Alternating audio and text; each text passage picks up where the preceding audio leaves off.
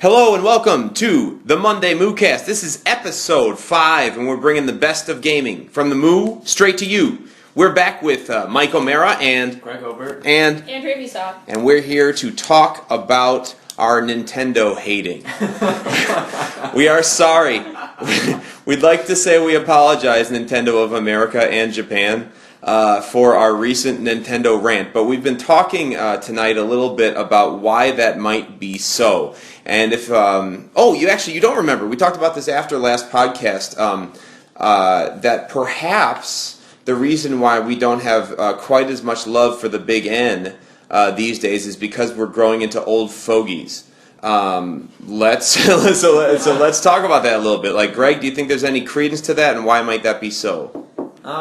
I personally don't think there's any credence to that. I know what we talked about was so for me growing up, Nintendo was always the front runner of things. They always had the best games, the most innovative games, or right. Always pushing the envelope. But now it just kind of seems like they've stalled a little bit. Again, I bring up Skyward Sword a lot, but it's not doing it for me. I really liked Twilight Princess, but this one just doesn't really feel like a move forward. Right. They're going to throw in the motion controls, and right. When was the last time we had a unique Mario 2D platformer? It right. just feels like they're all kind of the same. Right. And do you think that there could be a unique Mario 2D platformer, or maybe is that part of the problem that they're working with these characters that are now 20 and 30 years old? What would make a unique Mario 2D platformer at this point? And that's the good point. Right. What more can you do with the genre? Right. So much has been explored already. Right. When you have these limitations, how much more can you bend them? Right. So I don't know if anything more can be done about it. But just growing up, going from Super Mario 3, I don't count 2 because I didn't like that one. Because it's weird. Yeah. And then, Super Mario World, and just seeing the progression to 64 and just beyond, yeah. I just feel like there's no step up each time. Right. They're still fun. Right. But it's not am I really going to go out and spend money on that? Right. Or am I going to, play something that is actually a little different? Right. What do you think, Andrea? Do you think that the Nintendo's characters are stale, or is it something that's not with the characters and more just with the gameplay? And if so, what can they do at this point to get what would it take to get you really psyched up about a Nintendo-only franchise at this point? I don't know if I could. I feel I agree with everything Greg said, but then Allison had a really good point last week about that, we're getting old and maybe we don't look at the games the same way. Right. Which I think is totally true, because I remember I had this memory as a kid, we went on vacation, and Nintendo was in the hotel room, and it was a big deal to play Nintendo on the hotel TV. And of course, I had to share the time with my brothers, so, we each got 20 minutes. Right.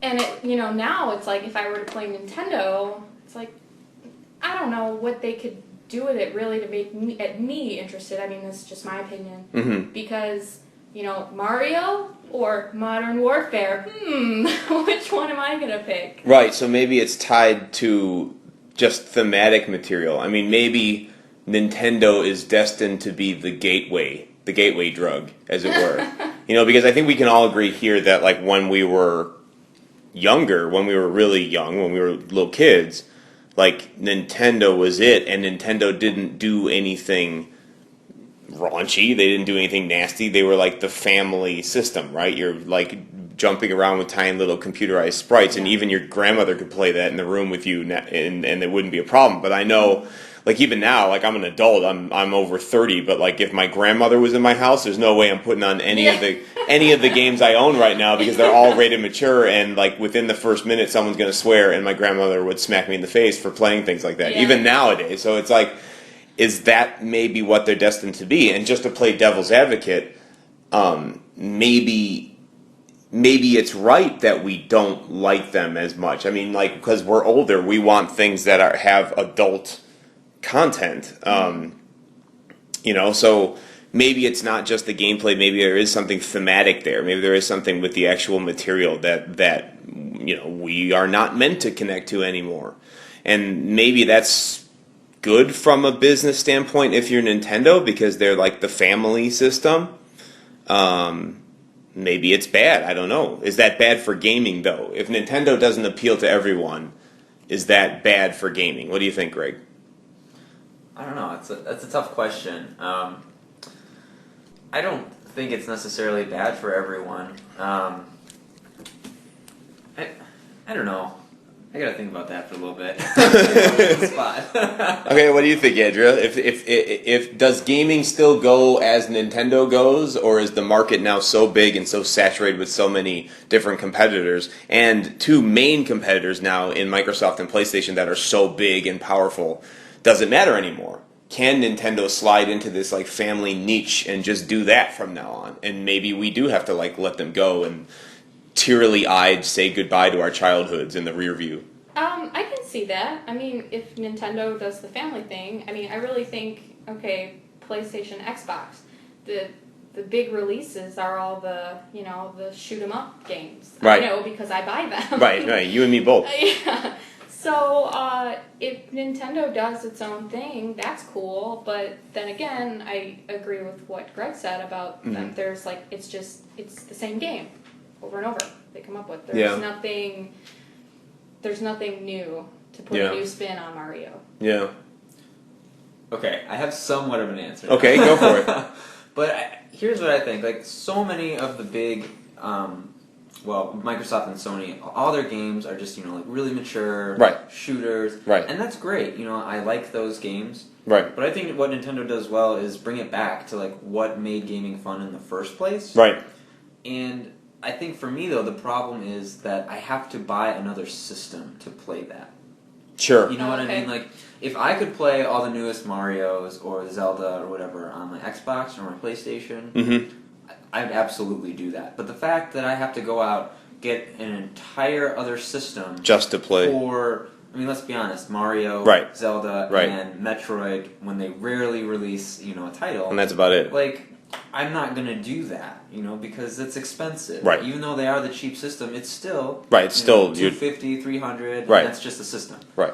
So, I think that there's a place for them. Right. But I think it's probably a lot harder for them because, like I said, they limit themselves. You have to buy the system.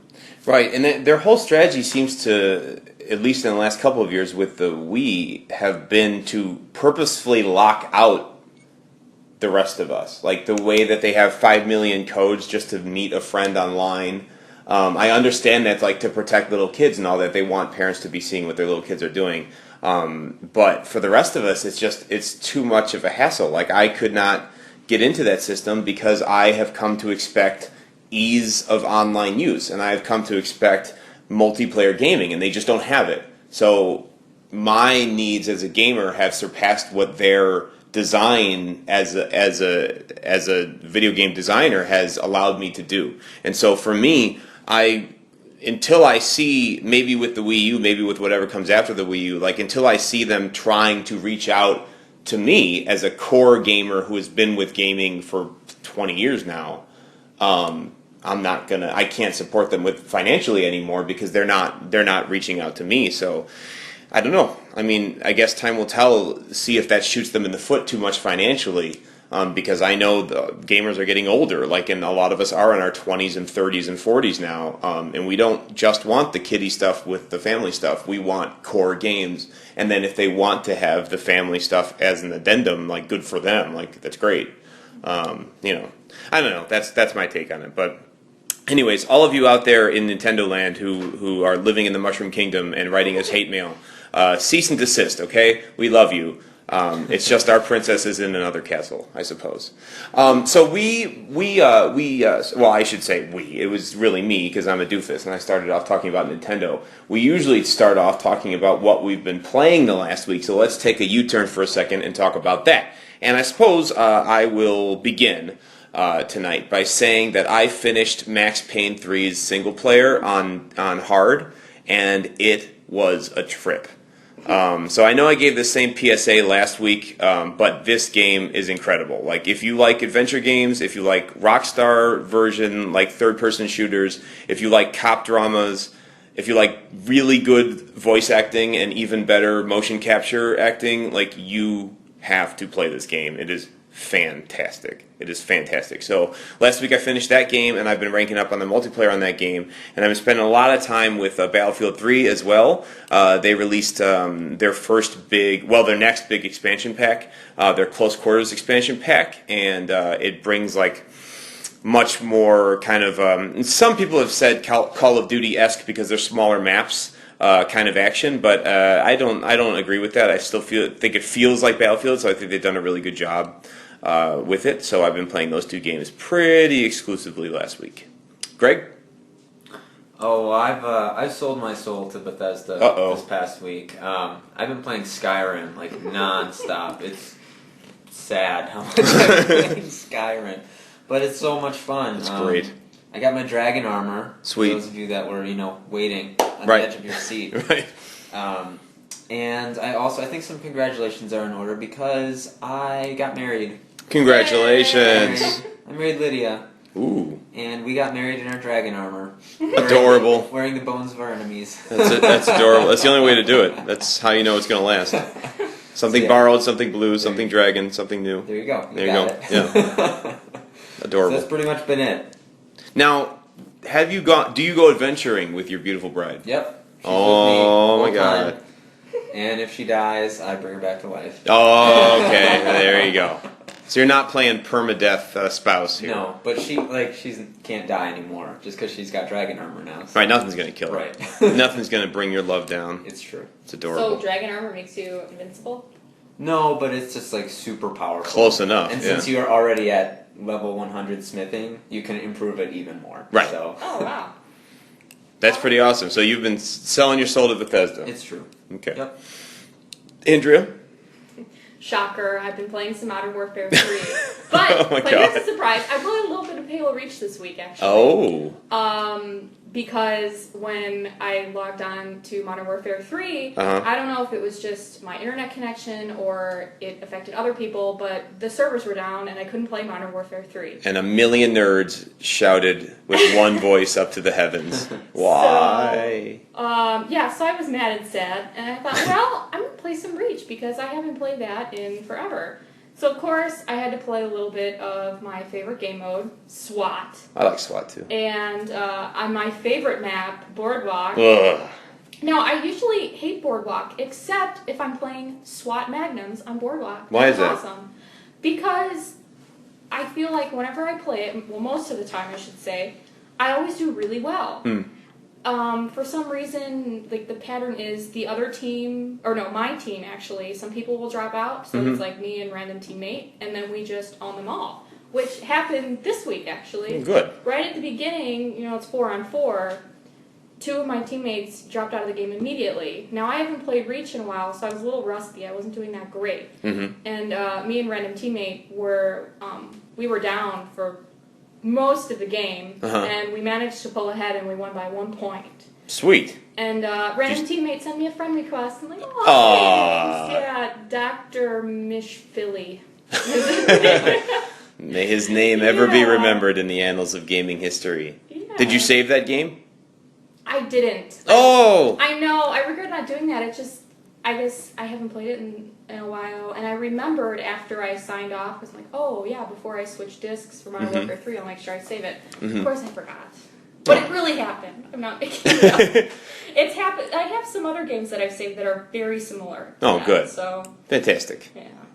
Fantastic. So, E3, as you all know, wrapped up last week, and we talked a little bit about what we saw there coming out of E3 on our last podcast. And since then, we had a disgruntled fan on our Facebook page accuse us of a little bit of Xbox fanboyism. And is this Brian, right? Brian, I know you're not fanatic. Mike is putting words in.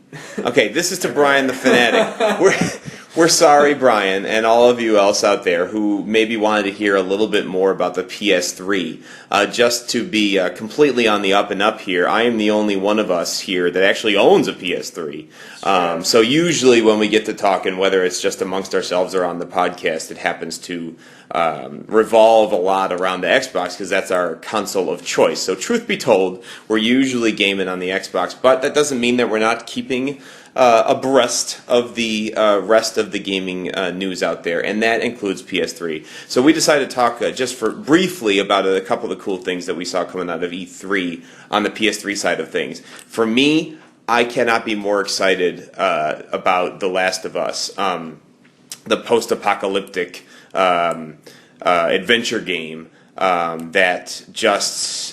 Like the 17-minute demo coming out of E3 was like the coolest gameplay demo I've ever seen in my life, and it looks to be a super brutal like survivalist take on a zombie apocalypse that I really can't wait for. It looks exactly like movies like The Road, so super dark and visceral. So I'm looking forward to that. One thing we were talking about before the podcast that we're not particularly looking forward to, though, is the multiplayer in God of War. Greg, maybe you can elaborate a little bit on what you think about that. I don't know. Like, I mean, I love the God of War series. I've played 1, 2, and 3. Mm-hmm. I haven't played the PlayStation portable ones, even though I know there's that collection. But right. Again, I don't have PlayStation 3. So, right.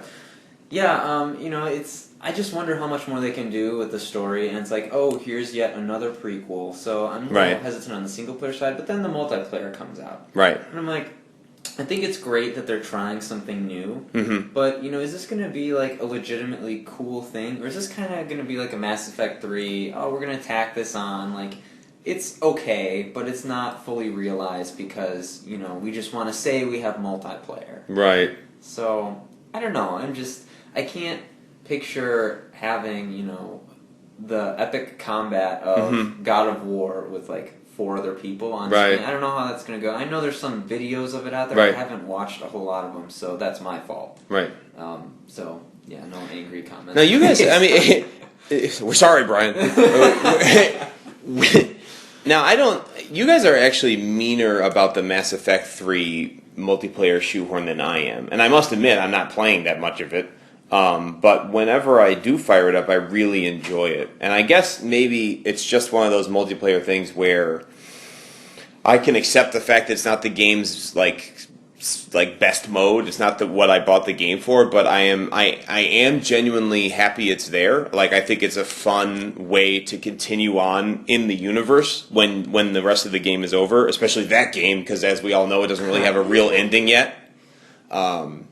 So I don't know, Andrea, what do you think about it? What do you think about that? I mean, are you totally against multiplayer shoehorning, just putting the mode in there to say you've got it, or like, would you rather see more single player only games, or what? Good question. Well, thank you. Let's see. I think it just depends. Like, I know I use Call of Duty a lot, but I love this game, so I can't help myself. But Call of Duty, let's be honest, I really get it for the multiplayer. Sure. I mean, the campaign is just like, extra awesomeness. It's a lot of icing on an awesome cake. Yeah, there you go. And something like Mass Effect, I certainly got it for the single player, and the multiplayer was just kind of there on the side. Right. So, I mean, I think it's good they put it in there. I mean, I agree with what you said, that it's, it's a way to continue playing. Right. So you don't have to play the campaign over and over. Right. So, it's like, it comes down to personal preference. It's like, okay, here, I like that they present the options, so it's like, well, here's the game. Right. Play it how you want to. Right. Yeah, so you're not in the anti-multiplayer mafia like Greg over here, who's like consistently whining. They could have used those resources. That's exactly how I sound. That's exactly like it. Listen to him. I think as long as the options they give you are solid, they're good. It's not just like, here's whatever. Right. So as long as it's not a buggy mess that's like not even worth booting up one time. Yeah. Right. Yeah. Yeah. Then it's okay. Yeah, I kind of take that route too. I mean, no one bought Mass Effect 3 for the awesomely epic multiplayer. And if you did, you didn't read the packaging. Like, that's not what that whole thing is about. So, I mean, I don't know. As long as it doesn't distract from the game, as long as it adds something to the universe or gives you another thing to go fanboy or fangirl crazy over, then, like, whatever. I'm fine with it. We have one more thing on our PS3 plate here. I don't know if any of you out there have seen the gameplay demos or the pre-screening vids for Beyond, this game that used the actress Ellen Page as the lead. It's the same game. You correct me if I'm wrong, Greg, but I think it's the same people who made Heavy Rain, right? Heavy Rain and Indigo Prophecy. Right, so it's Quantic Dreams. Yeah. And it looks, well, I mean, any of you out there who haven't seen the E3 vid of Beyond, you should check it out on PS3. It looks incredible. Like, it looks like a movie. And I know people say that every single year nowadays with next-gen systems, but it really, really looks like a movie. Is that a good thing, in your opinion? I think it depends on the genre. I mean, I respect what Quantic Dreams said at the E3. I saw an interview with them, and they said, like, basically their whole mission at this point as a developer is to completely try to break that fourth wall and try to really make you feel like this is a pure cinematic experience. So the graphics and the lighting and everything looks so good that it literally looks like a movie with real people that you just happen to be controlling. And I mean, I completely respect that vision. That is super awesome. People have been trying to do that, I mean, since they started making video games. So kudos to them. Who knows if they'll reach it. I know I played Heavy Rain, and at some points it got pretty darn close. And then at other points it seemed a little bit choppy because, again, it kind of boils down to, like, if it looks that good and the people are that realistic, then basically the only gameplay you can have is kind of quick time events, which really turns people off sometimes if they're looking for more control, because we're so used to playing Twitch shooters and things where we have ultimate control. It's not about looking perfect as much as it is about controlling perfect. So it's kind of a different kind of control philosophy you have to have going into those games, but I respect what they're doing visually, I'll tell you that. Like, the vids I saw out of E3 for Beyond look incredible, so it doesn't mean I'm going to buy it, because I buy too many other things. Now, I haven't heard of this game, so what kind of game is it? So it's essentially a very cinematic adventure game. Okay. Where you are, like, for instance, if your character is on the screen, it's in third person most of the time. If your character is on the screen, you can kind of control where they walk, but there are set pieces. And within the set pieces, things will happen. And when the things happen, the camera will go all over the place. Like, it's very cinematic, so it looks like a movie. So your control scheme is not always the same. So based on the situation, different buttons and directions will do different things. So the control is taken out of so the control is taken out of your hands in some ways when those cinematic things happen. So you don't have full control the way that you would in a third-person shooter. Like, up is always up, and this is always move, and this is always dodge, and this is always cover. It's not like that. So for like it makes you think. Right. No, it does. No, it totally does. So it sometimes some people really don't like that. They don't care how realistic it looks. They don't like the control taken away from them. And some really dig those games. I don't know. Greg, did you play their first game, Indigo? Indigo Prophecy? Yeah, I still own that game. It's a lot of fun. Yeah. The story gets a little strange at the end, but it's still a great game. If you want to check it out, it's on Xbox, PS2. I recommend it. Yeah. And yeah, I've heard great things about Heavy Rain. I still want to play it at some point. It's great. So, Beyond looks pretty cool as well. Yeah. Yeah. So we'll see. We'll see what they do. I mean, they keep saying, these developers that only work for the PS3 keep saying that these are things that can only be done on the PS3. I don't know if I buy that. Like, that. I agree. That kind of got me to buy a PS3, I have to say, because I'm like, I have to have the new tech. But I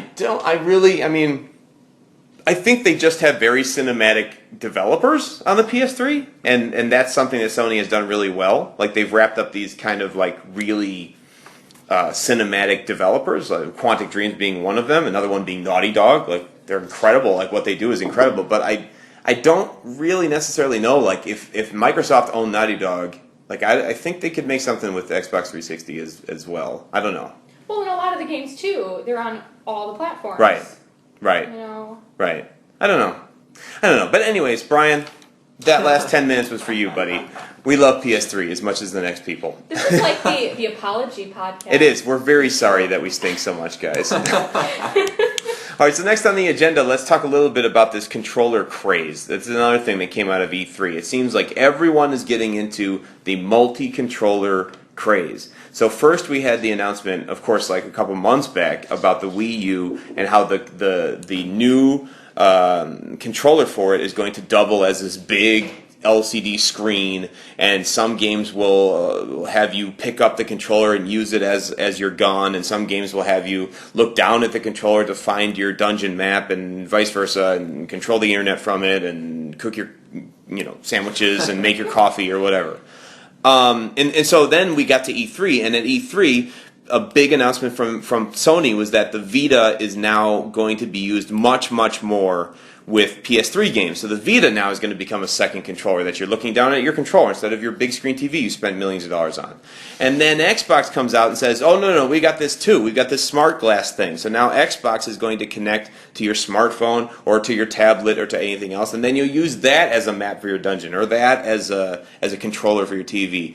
And I don't know about all of you out there, but I know that I spent a fair chunk of change on my HD TVs, and I don't know if I want to be looking down at my smartphone to get critical game information when I have a big TV right in front of me. I don't know. Greg, what do you think? Am I just being a jerk? No, you're not. It's silly.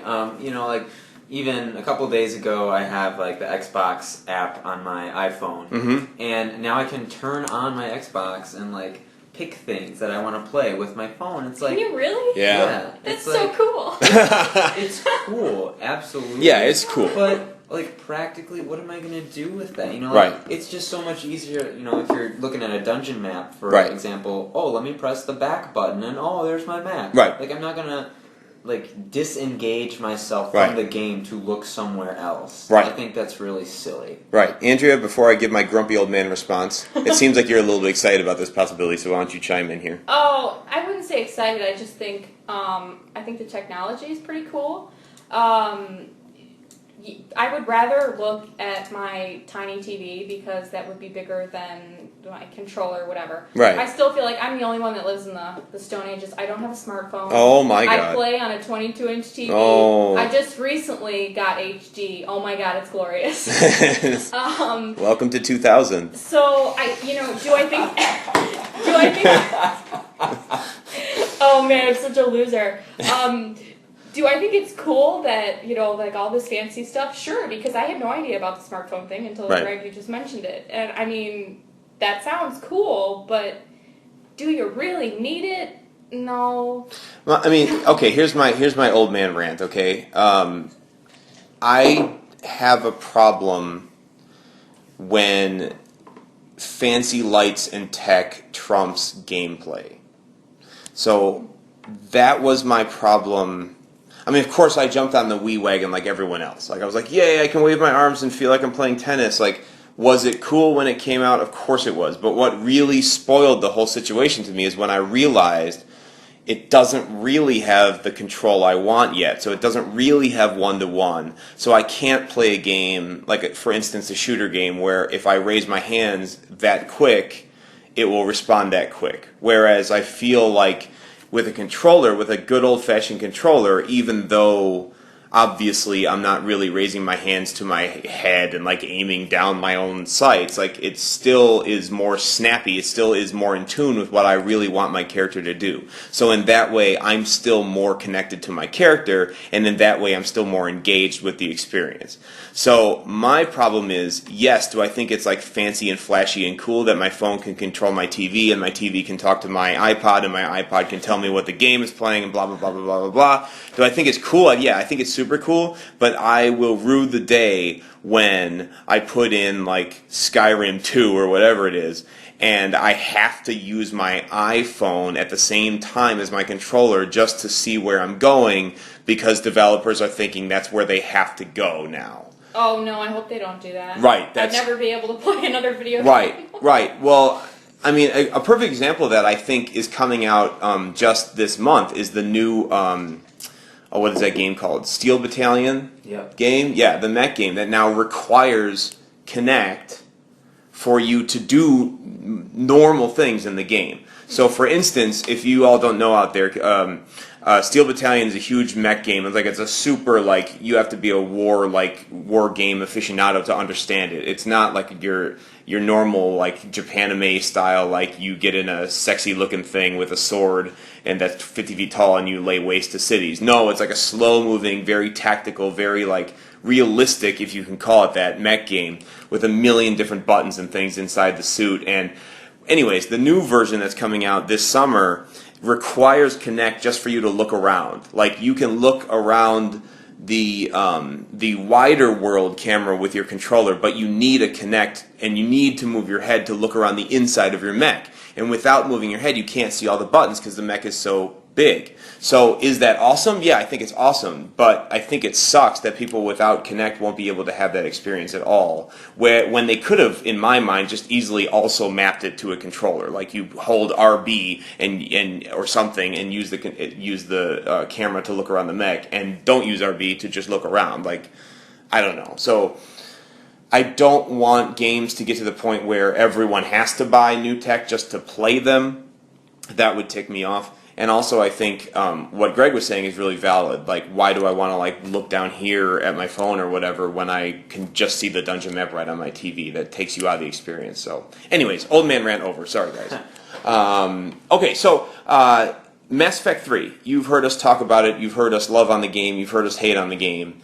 We've been all up and down and all around about the game itself, and of course the infamous ending, which we won't go into again here because we did it a couple of podcasts back. But there was a user on Reddit, on the site Reddit, who, about 3 weeks before the initial multiplayer DLC drop for Mass Effect 3, outlined all of the details with 100% accuracy. So when the DLC came out, everyone saw that this guy had been right all along, and he came out with it 3 weeks before it came out. So now a similar thing is happening when this same user appeared back on Reddit and said, okay, now I have information about the next upcoming multiplayer drop for Mass Effect 3, which also is rumored by this user to include the prologue, the so-called final extended cut ending for the game.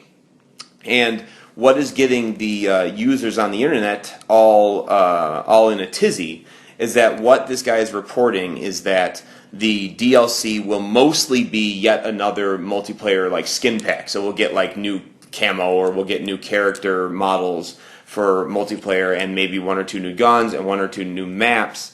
But that will be 95% of this DLC, and then the 5% that BioWare has been pushing, this so-called extended cut single-player experience to explain the crazy ending, will be nothing more than a couple new movies, basically maybe QuickTime movies, or something that does not add up to a whole big mission or something like that. And personally, if this is true, that ticks me off. Because, like I said before, I like the multiplayer, but I got that game for the epic single player, and I still want to see what in the heck were they thinking with that ending, and what is the real end to the story. What do you guys think? Greg, what do you think? I mean, I'm not surprised at what this is, because that's what they said it was going to be back in April or whenever they announced it. Yeah. I just, just like you, I'm just kind of waiting for what's next, because this is my opinion on it, and feel free to disagree, but, I think that there was such an outcry at the end of, in March, about the ending, that BioWare had to put out some fires. If they didn't, they really would have taken a hit. Right. And so I think this DLC is to try to put those out, but what they were really working on, to explain the ending, maybe an epilogue, something like that, I feel like that was probably pushed back because they had to deal with, all the rabid fanboys and girls. And so I'm hoping that, my opinion, as we talked about previously, is, indoctrination theory. I'm hoping that ends up being true, and that, whatever the epilogue is, that they're working on it. So, in short, I think that we as a community kind of trolled ourselves. Self-troll. Yeah, but we'll see. I don't know. What do you think, Andrea? Are you ticked off if this comes out and it's not an epic single-player mission, but it's just like another couple of guns and like you get to fight in Utah now? Yay! A little bit, yeah. I mean, I would definitely prefer something that I can actually play and control and be a part of. Right. But if it ended up just being a movie, but at least it completed the story, right, it made sense, and was like, hey, that's a good ending. Right. Then okay, you can't win them all.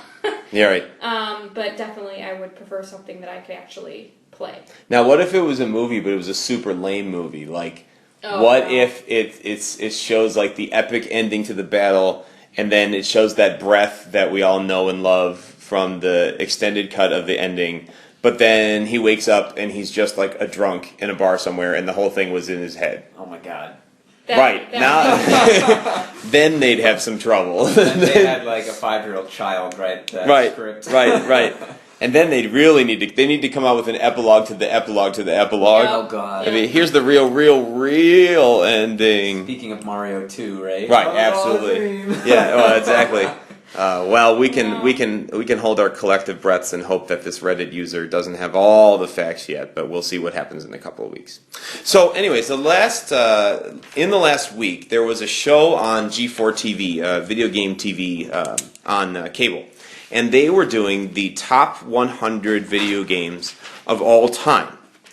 So, anyways, we won't rank them all here; that would take forever, and you can go to g4.com, I'm sure, and watch their show, but their top 5 consisted of the following. They had Asteroids, the arcade game, as number 5.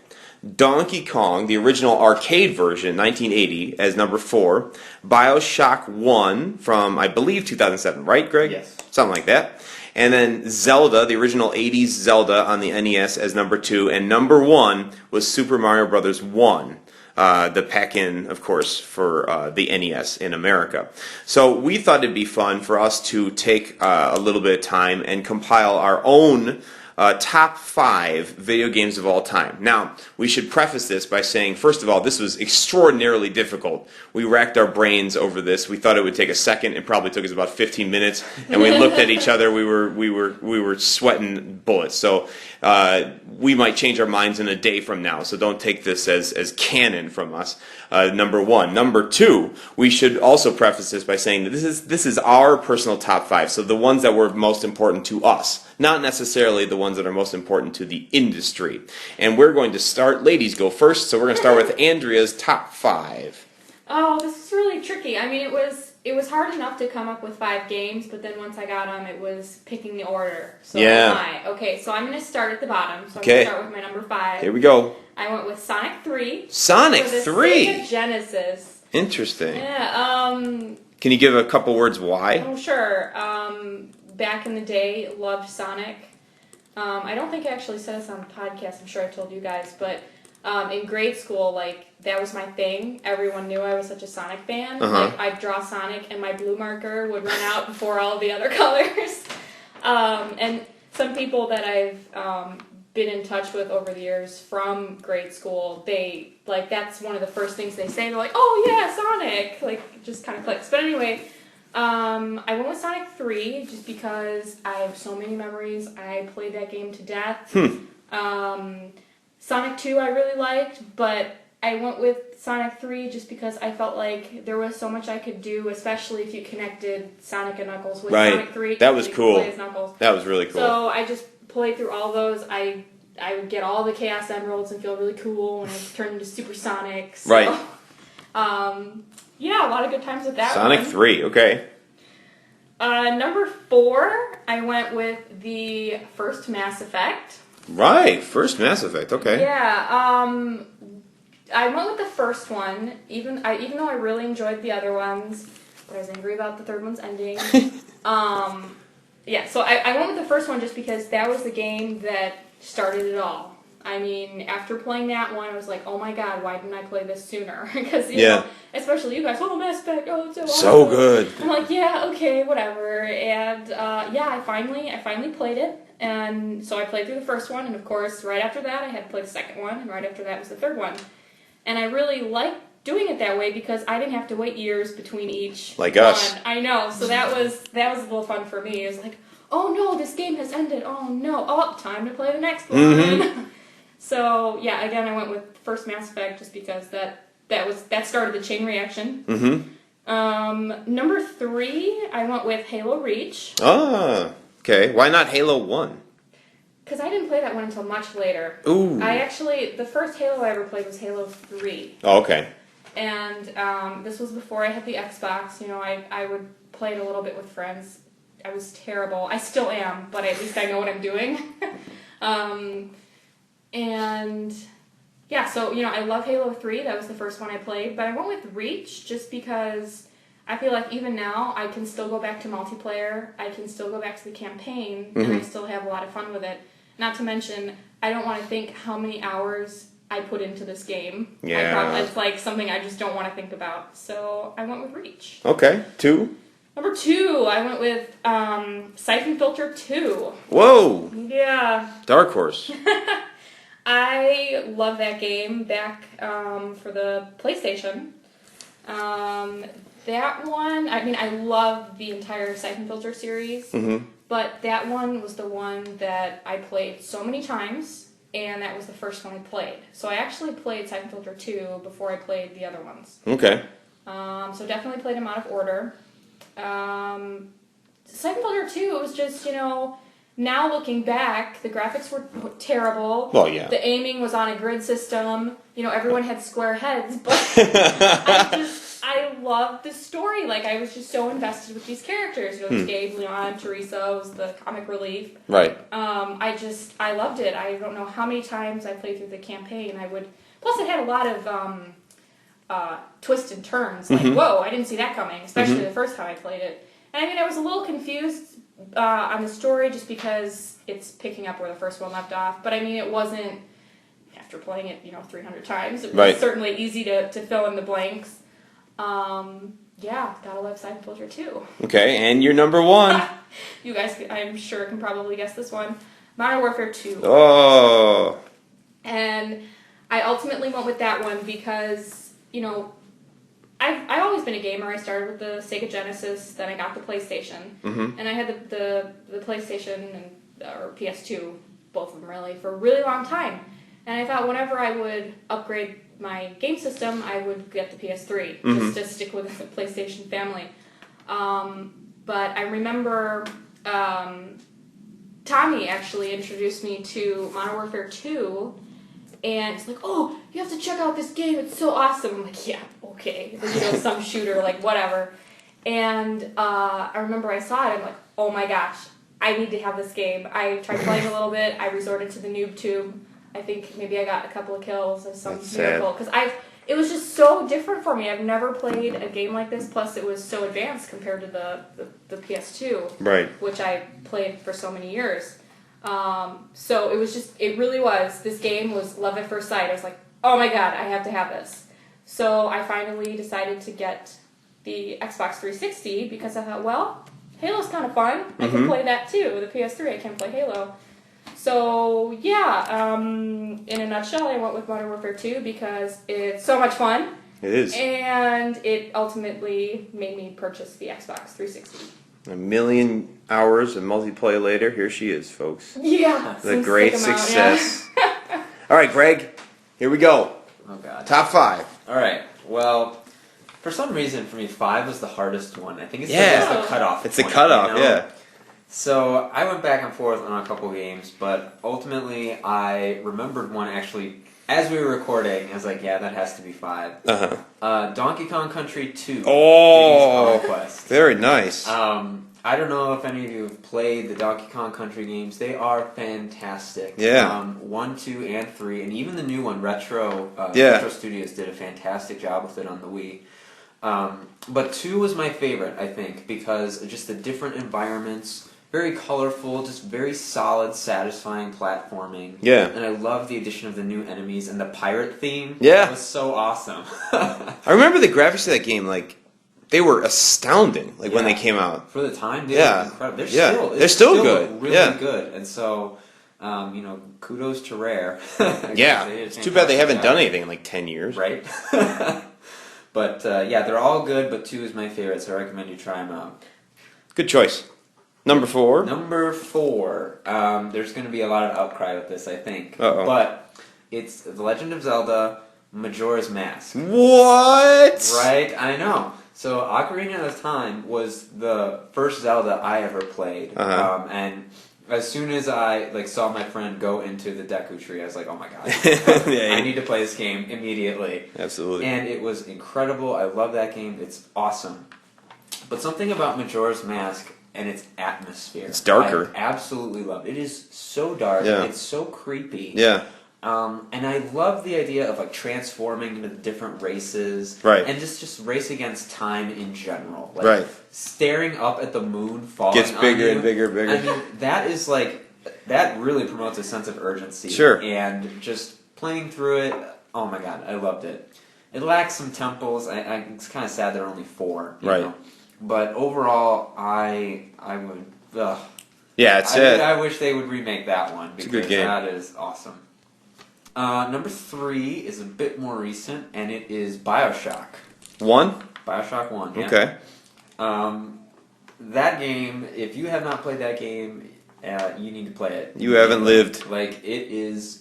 I remember playing the demo and just the intro. Yeah, oh my god, was my jaw dropped. Yeah. I was like, this is incredible. That initial elevator ride down, and when you get out, all the lights pop in and the music starts. Oh, it's the coolest moment. It is amazing. Just a solid story throughout with a twist halfway through that I didn't see coming. Right, no. It was amazing.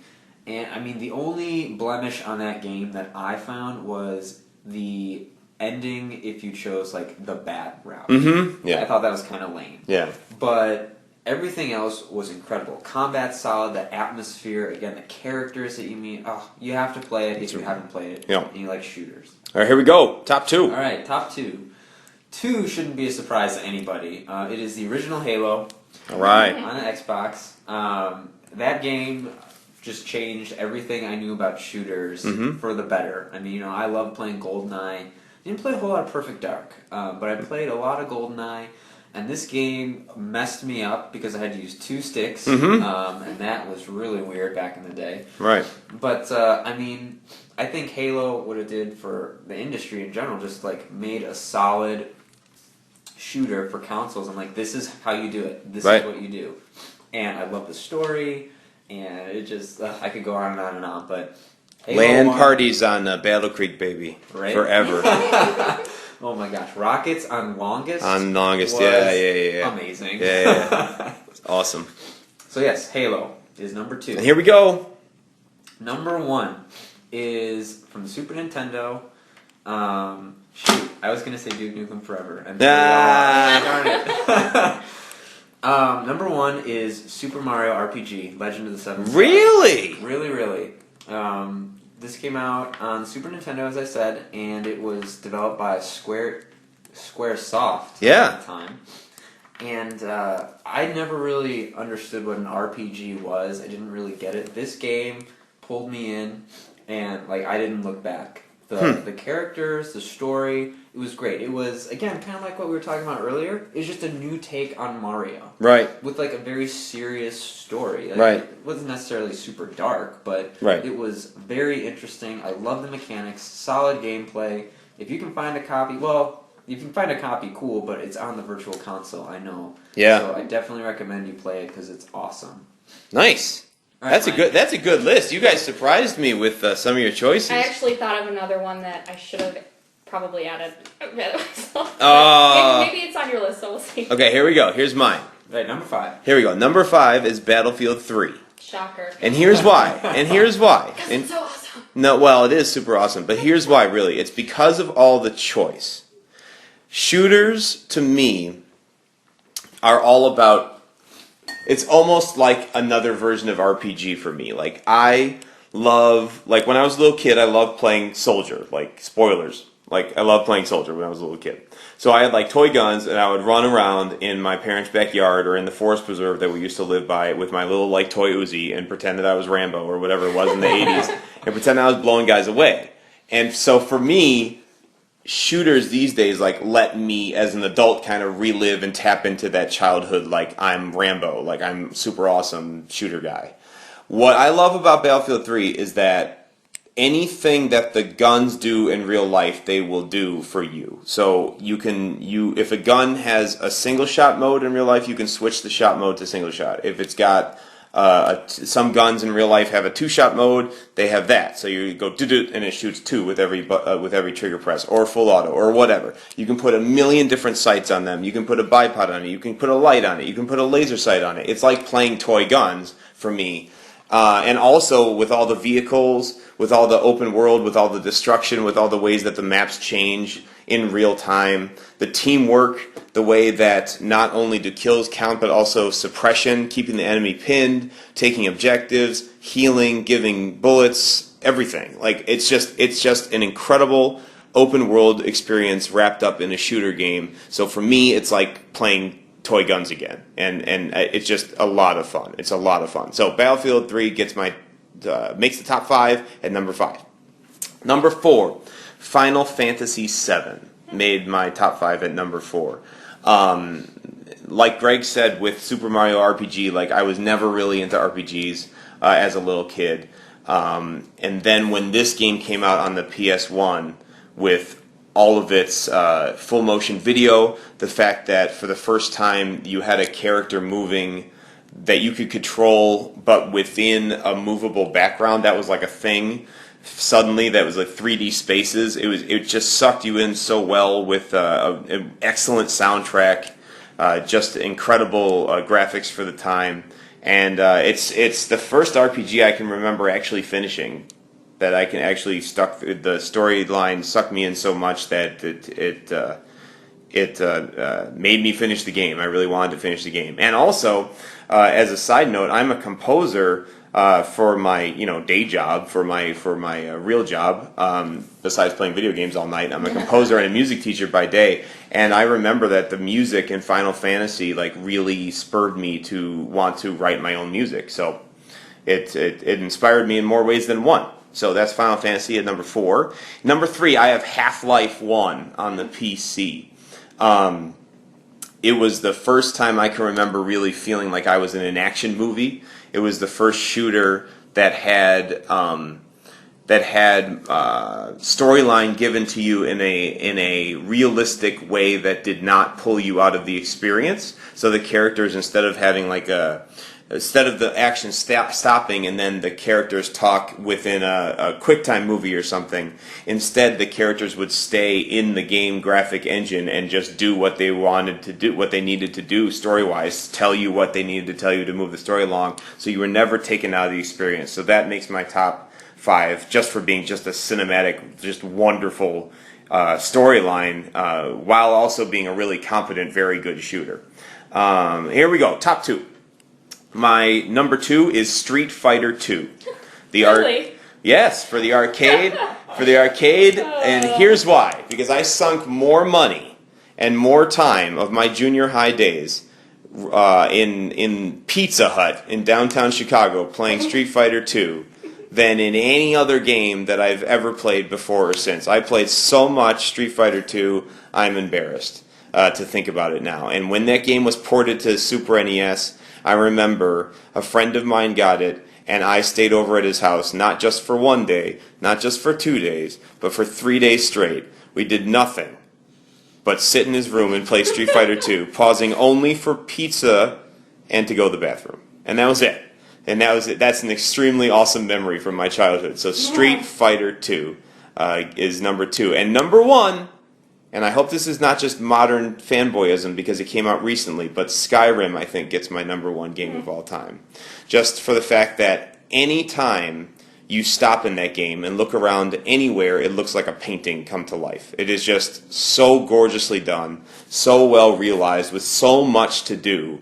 I just don't think anyone could ever get sick of it, unless they actively want to be sick of it, like unless you can't stand dragons or the setting. But other than that, just an incredible experience, top to bottom. So that's our top 5, folks. So we're going to wrap this episode up now, and we certainly hope you've enjoyed listening to it. And if you could, please like us on Facebook, and please view us on YouTube, and leave us comments and let us know what's your top 5, or what do you want us to talk about next. And tell us if you think you hate us and you want us to talk about something completely different, or if you're like Brian and you want us to talk about more about this or that. Like, let us know.